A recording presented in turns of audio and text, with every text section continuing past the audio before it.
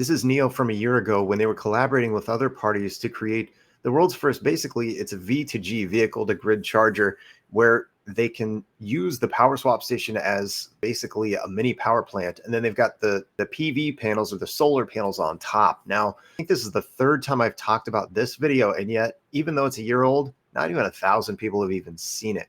This was NIO testing things out. And consider what NIO is starting to do in Europe. This is kind of the point that I wanted to go to right here. NIO is preparing to launch its first bi-directional power swap station in Europe, allowing batteries to not only receive power, but also feed it into the grid. All right, this is the date from this was September 25th, 2024. This is on the NIO website. If you go to the newsroom, you'll see articles like this. Also, would it be a NIO video without a Jason Yu shout out? I don't know.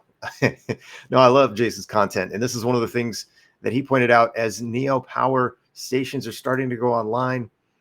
We've also got, now this is in China, but if we shift over to the Middle East, and this is one of the things I'll be watching heading into 2025, where NIO, with that expansion, to me, it just makes a lot of sense to harness the sun with solar power in an area where there's a lot of sun, like, I don't know, the Middle East. So I'm just curious how that goes.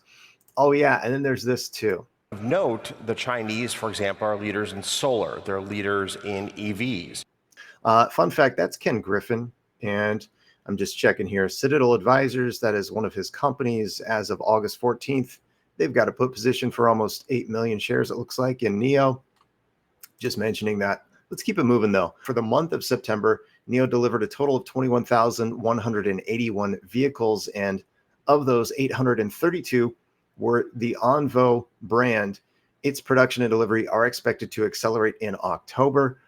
Let's see what happens. I hope that NIO and Mr. EQ, as I call him, William Li, will surprise with bigger numbers faster than what most are expecting. How long before we see Envo and the L60 show up here? From 2025 on, do we see more of the sales from battery swappable BEVs like what NIO and Envo and later Firefly will be coming out with, and then the partners from NIO? I think so. I think we'll see maybe even a pivot away from all of this orange to more green. And we'll see. I don't know if that shakes out right away in 2025 or not. Time is the ultimate reveal.